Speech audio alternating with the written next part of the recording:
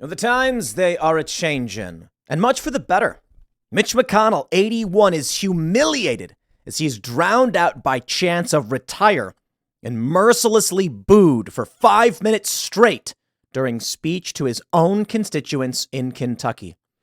It's about time people started to wake up to the slime that is our Congress, our government. Now, I understand that in 2016, people elected Donald Trump to be that human Molotov cocktail because they so desperately wanted the swamp to be drained. But you know the truth? Trump won in 2016 by only around 80 or 90,000 votes. That's right, ladies and gentlemen. I think, what was it, 77,000? Something like that. Now, it did give him a major electoral college victory because he claimed 3 states, but it was narrow margins in those states, winner take all. At the time, there were many people who understood what the swamp really was. When Donald Trump said he was going to drain it, they said, that's my guy. But Donald Trump didn't really drain it. I mean, a little bit. Some people say he drained it exposing the swamp monsters, but he didn't get rid of the swamp monsters. I would argue he actually kept a bunch of swamp monsters there on purpose, brought some in. Far from perfect, but he did a pretty good job on foreign policy, on domestic policy. And so you can't expect anyone to ever be perfect. Though I would have preferred it if he fired everybody. But that's what I see now. Trump is so slighted and so angry at what the deep state has done to him that, he wants revenge. And now we're seeing it with Mitch McConnell. He's speaking to an event and they're booing, chanting, retire, retire. Look, I feel bad for the guy's health issues, but he's 81. You got Dianne Feinstein giving power of attorney to her daughter and remaining in government. This is broken. At this point, I don't care. Mitch McConnell, he needs to retire. We need someone else. But people are waking up to it. And now people are waking up, in my opinion. I think they're actually waking up to what's going on at the federal level. They're waking up to Donald Trump, Joe Biden, the issues, the culture war. We're seeing it with Bud Light. We're seeing the backlash to the women's soccer team. I think people are snapping to attention. I can't tell you how many people I've heard coming around. There are people that I know in the periphery of my family and friends several years ago, anti-Trump, left, liberal, narrative dominant, whatever the TV said. Today, they actually agree. Now, there's some funny moments that precipitate this. People realize they were wrong about so much. People genuinely despised being locked in their homes during COVID. Some people blame Trump for that, sure. But now they're looking at the machine and they're just being like, why are we at war in Ukraine? And where is anyone to do anything about it? Well, Byron Donalds, MTG, they're talking about impeaching Joe Biden. Little slow, but these guys are working on it. The real issue is Kevin McCarthy actually going to stand up and do something? He says a whole lot. Sounds pretty good, but I won't hold my breath, which is why I'm so excited about this story. People booing Mitch McConnell because maybe people will just finally say the only way you drain the swamp is when we all stand up and vote to have it drained. There will be no savior. There will be no avatar of your rage to do the job for you. That's what Trump was. Trump was the embodiment of that anger that many people felt, and they wanted the swamp drained. But you need to understand, you have to stand up and be the one to do it. That is to say, Donald Trump can only do so much at the bureaucratic level, and a vote for him, I think, is the right move towards firing these people come 2024. But when it comes to Congress, draining the swamp requires you to vote in your primaries. And get Mitch McConnell, get him out of office. Here's the story. And oh boy, I'm going to play that video clip for you because it's just too good to ignore. Look at this. Mitch McConnell. Let me make sure I have the sound here properly. We're good. Mitch McConnell, 81, is humiliated as he is drowned out by chants of retire. Take a look at this. Colin Rugg tweets, Republican Senator Mitch McConnell gets humiliated during a speech as Kentuckians completely drown him out, telling him to retire. McConnell is the definition of the swamp. Look at this. Let's play it. Folks who closed schools and then told you that teachers unions know what's best for your kids. We're up against folks who'd rather let repeat offenders walk free than get tough. A little quiet. I'm glad Governor Beshear finally decided to come to fence. Let's see if I got maybe this. They got another video clip. Might be a little louder. Retire! There we go. Retire! Retire! Retire! Retire! Retire! Retire! Retire! Retire! Now, I think it's important to point out that many of these people are holding Andy Beshear signs. All right, let's pull up Andy Beshear. He's not a Republican, okay? You see the people they're chanting "retire"? These aren't Republicans, okay? So they're saying his own constituents is a fair point, not Republicans though. So it's not like these are Republicans screaming for him to retire, but he should absolutely retire. That I agree with. And I think a lot of people are starting to realize we've got to just have these people go. Now, to be fair, as it is, many Republicans on Twitter cheering for this. And then I think is the big takeaway. Let's not get ahead of ourselves. Democrats are going to chant for any Republican to be out of office. That's the important point of this story. But I think what is interesting, we look, she, they, posting these videos. I think what I get from this, with everything I talk about, the reason I see this story going viral, it's not because Democrats are saying it, it's because Republicans are in agreement. Not that any of them want Beshear to win. Look at this. Even Mike Pence heckled at New Hampshire campaign stop for being a traitor and a sellout. Why did you sell out the people? Good point. Why did he? Take a look at this from Benny Johnson. Byron Donalds and Marjorie Taylor Greene officially moved towards impeaching Joe Biden over criminal bribery. The more times they indict President Trump, the more people realize the Biden administration is a communist regime. We have to stand up to this. We have to vote for an impeachment inquiry. I like these moves. I like that despite the fact it was Democrats screaming at McConnell, which I got to be honest, is not surprising to me. We're seeing Republicans being like, okay, like I'll take it. Now we see this. Byron Donalds, awesome. Big fan. Marjorie Taylor Greene, also big fan. I think of the people we have in Congress, they are some of the few that are actually working towards fixing this busted up machine. And I got to say, I don't know if this is going to cut it. We must vote for an impeachment. I appreciate them calling for this. For an impeachment inquiry? There should be literally an impeachment now. They should vote to impeach him now. Okay, I get it. They need to have something to impeach him for. And therein lies the big problem. Byron Donalds talks about Burisma. And there are questions about what Joe Biden did as vice president. But therein lies the challenge. He was vice president. What's he doing now as president to be impeached as president? How about this? We don't worry about impeachment. We criminally charge him for what he did with Burisma. And then, what, he pardons himself? Let him do it. That would be fun. That would be funny. The Hill has a breakdown, the risks and prospects of impeaching Joe Biden. House Speaker Kevin McCarthy appears to be edging closer to the brink of impeaching President Joe Biden over unverified allegations of financial misconduct and influence peddling. But the Republican leader would be wise to take a step back. Oh, really, at the Hill? Well, there are legitimate questions surrounding Biden's involvement in his son Hunter's foreign business dealings. At this point, there is no hard evidence of wrongdoing that would warrant impeachment. In the absence of clear-cut proof, voters would perceive an impeachment as an overreach by House Republicans. I absolutely despise these swamp monsters. Who wrote this? Opinion contributor to the Hill. You don't listen to these people. The GOP should absolutely impeach Joe Biden. You cannot play this game, Republicans, where the Democrats do a thing and then you don't out of fear of the perception of it. Republicans care more about the opinion of the New York Times than their own constituents. And that's the problem we are facing. The GOP needs to get off its butt, stand up, and impeach Joe Biden. It's about time. Now, there may be the question of whether or not, like I mentioned, vice president versus president. But my attitude is simply this. The dude committed crimes as vice president. He should be charged for those crimes. That may not be legitimately an impeachment. It may be just be criminal proceedings.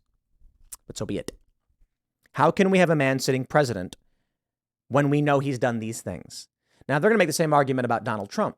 Trump could still get elected. Fine. If we criminally charge Joe Biden, he can pardon himself theoretically. Fine. Let him do it. Same as if Trump did. But we have to just take action and say, we, the American people, do not allow these things. And let me break it down for you. We got Hunter Biden on the board of Burisma, hired specifically because they knew of his pull. His dad was VP. They have a meeting where they're like, the prosecutors breathing down our necks. Viktor Shokin, the Ukrainian prosecutors investigating us. Hunter called D.C. and get this taken care of. So what did Hunter do? According to multiple people involved, he called D.C. And what does that mean? He talked to his dad. Hey, Pops, we got a guy breathing down our neck. Joe Biden flies to Ukraine personally and tells them, if you don't fire the prosecutor, you're not getting $1 billion loan guarantee. And they said, you can't do that. And he says, yes, I can. I can do whatever I want. What he really said was, ask the president, call him. Well, SOB says 6 hours later, the prosecutor was fired. And they put in someone who is solid. Oh. Yeah, we know what really happened. Joe Biden was selling his position in the U.S. government to pressure enemies of his family so he could make money. And he did. And he should be in jail for it. And now they're saying in this Hill piece, yeah, but people might look at it negatively. In more recent history, former President Donald Trump's highest ever approval rating, 47%, was recorded in February 2020, blah, blah, blah. We get it. Joe Biden's in the gutter. His approval rating is down. And they try to make this argument that despite all the evidence we have, whistleblowers about Hunter Biden being let go, being ignored, they're not charging him. And they say, back down. Take a look at this. Rasmussen. Rasmussen tends to be very favorable to Donald Trump. Voter support for impeaching Biden declines. Despite testimony about President Joe Biden's role in his son Hunter's foreign business deals, voters are now less likely to support impeachment proceedings than they were 3 months ago. The latest Rasmussen report, National Televote and Online Survey, finds 38% of likely U.S. voters believe Congress should begin impeachment proceedings against Biden. That's slightly down from 42% in May. 47% now oppose impeachment, while another 14 are undecided. That's why, yeah, I'd impeach him. You know, I was thinking about this. I just, there was a story earlier about Neo. You know, he's been in the knee. I'll talk about that later. But I just don't care about the people who are weak and sad and pathetic and scared. I don't care that people are like, we shouldn't impeach Joe Biden. I don't care what they think. They're wrong. Joe Biden should be criminally charged. Again, distinction between impeachment and criminal charges. So perhaps they're right. Perhaps they're saying, we don't think he should be impeached. He should be criminally charged. How about that, Paul Rasmussen? Ask the American people, following information revealed by these hearings and these investigations about Joe Biden's illicit business deals, should he be criminally investigated? And if evidence is found warranting charges, should he be charged? And you know what they're going to say? They're going to say yes. Anybody who says you shouldn't investigate Joe Biden for these things is a partisan shill. And anybody who says that should we find evidence of wrongdoing, he shouldn't be prosecuted, another shill. But bring it on. I am not one to entertain operating on the premise of whether or not it's popular. I believe you should do the things that are right and you should speak the truth. That's it. Marcus Aurelius, he was a good dude. What does he say? If it is not good, don't do it. If it's not true, don't speak it. I think he said do not. It was Latin. We translate it. You get the point. If it were me, I would say I am going after Joe Biden.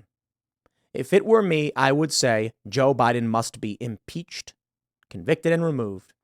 I think there should be an investigation into current business dealings, statements made, phone calls. I believe we should start digging through his phone records currently. We have probable cause that he's deeply involved in illicit business deals and shady dealings using political power. Why would that be any different with him as president?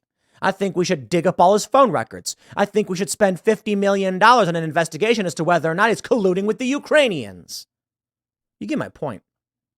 We should not sit back and say, well, you know, the Democrats did it, but we shouldn't do it. Nah, investigate all of them for all I care. How about this? While we're at it, Donald Trump can be investigated for the commando raid in Yemen, which allegedly resulted in the death of an 8-year-old American girl.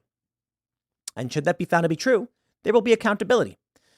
To be fair, while I despise the actions taken in Yemen, there should be an inquiry as to whether or not the president can authorize such things in countries we're not at war with. There's a big difference between collateral damage and Barack Obama's direct drone strike on a civilian restaurant in a country we're not at war with. because he signed off on that one personally to target the restaurant and kill the people within it. And that killed a 16-year-old American citizen, Abdulrahman al-Awlaki. Yeah, I don't care what the polls say. I care about what's right. And we got interesting polls moving forward. And I'm curious as to what this really means. Now, obviously, Donald Trump in the prediction markets is leading. And he'll probably be the nominee. But what does it say? And I mean, this is a legitimate question. That Vivek Ramaswamy is currently in second place in the prediction markets. Right here on the predicted graph, we can see as of right now, they go back and forth. But Ramaswamy currently, as of the recording of this video, is in second place above Ron DeSantis. What does that mean? I honestly don't know. I really, really don't. Currently, in the prediction markets, who will win the 2024 presidential election? Vivek Ramaswamy is not even in there. He's not even listed. And they should put him in there. Because you've got Ron DeSantis at 11 cents, fourth place behind Gavin Newsom. I'm going to tell you my thoughts. I said it before, I'll say it again, but I want to say it on this segment. I said it on Timcast IRL twice, I'm going to say it now. Keep this in mind. The best play for Democrats right now, if they want to win in 2024, is a couple ways it could happen. Joe Biden announces that Gavin Newsom will join him on a rally tour of the United States to various cities, that Newsom will act as a surrogate to support Joe Biden. Here's what I think is possible. And I think possible is, what does that mean? 1%, 0.1%, who knows?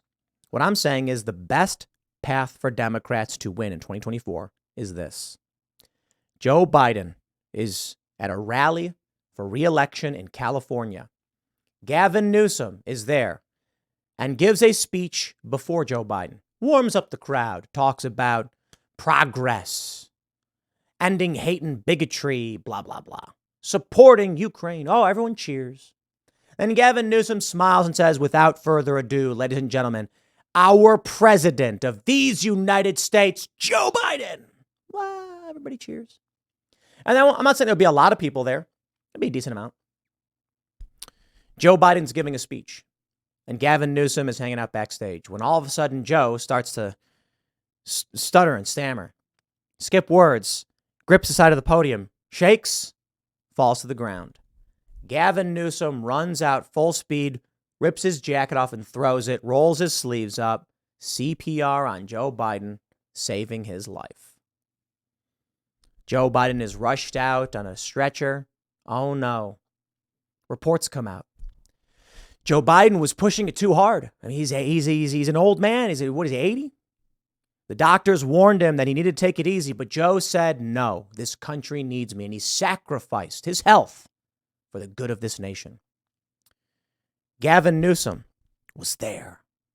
And then they're going to put him on every TV screen. Every news outlet interviews him. Not a single bad word could be said of Biden or Newsom by conservatives, lest they be insensitive. You'll have some journalist. You'll have Christiane Amanpour or Chuck Todd. And Todd's going to be like, Mr. Governor Newsom, what was it like? What did you feel when you rushed out onto that stage to save the life of the president? And Gavin's going to say, I just did what any good person would do. That's the only way I see it, to be completely honest. They want Gavin Newsom to be the guy, but Kamala Harris is right there. That's the only path forward that I think is reasonable. Now, I think the reality of things is not that scenario. I'm just saying that would be the best case scenario for Democrats. Joe Biden, of course, is fine after the fact, a medical episode. Biden then says that, Gavin's proven himself as a fearless leader, willing to run into the fray to save lives. And he thinks it's time that, he's an old man. He saved us from Donald Trump, blah, blah, blah. He then says, I want you all to support Gavin Newsom for president. Everyone cheers. The media calls him humble. What most presidents, look at Donald Trump desperately clinging to power. Look how he treats Ron DeSantis. And Joe Biden knew that he needed to pass the torch. And what can conservatives say to that? Are they going to say, yeah, well, Gavin Newsom's a bad governor, but how will that go over? We all know how conservatives will respond. Look at the George Floyd incident. Republicans all came out saying like, well, it was really bad. The police did that. And then we learn the reality, the truth. Conservatives are so quick to play by the rules and Democrats are so quick to play dirty. That's the scenario I envision. I'm not saying it's true. I'm not saying we know for sure. I'm saying this is how they lie, cheat, and steal. Manipulations, PR stunts, that whole game. No, you're not going to get a fair and honest pitch from Gavin Newsom, who steps up and says, we're glad Joe Biden ran. We don't like Donald Trump. We don't think he can win. We think he's gotten too old. We respect the work he's done. Gavin Newsom, will be running instead. I don't think we'll see that. I think there's a possibility for that. And to be honest, I think that's more likely than Joe Biden having a medical issue and Gavin saving his life. But I think the reality is going to be some weird hodgepodge of garbled nonsense that results in Gavin Newsom running and Joe Biden not. Joe Biden is going to just lose the primary or something, and then Gavin Newsom ends up winning. I love this. Ron DeSantis is going to debate Newsom, and it's like Gavin Newsom's not running. He's going to debate DeSantis, who's in third place. Well, in the polls right now, I think it's fair to say for the most part that Ron DeSantis is in second place. In the prediction market, he's back and forth with Vivek Ramaswamy, and he's currently in third place. I don't know if that means a whole lot, but we'll see.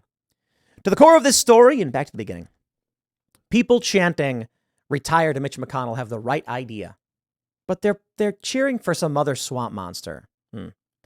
The important takeaway, to make sure that I'm hitting the nail on the head with the hammer here, is that it's actually conservatives and Republicans. They're cheering for it.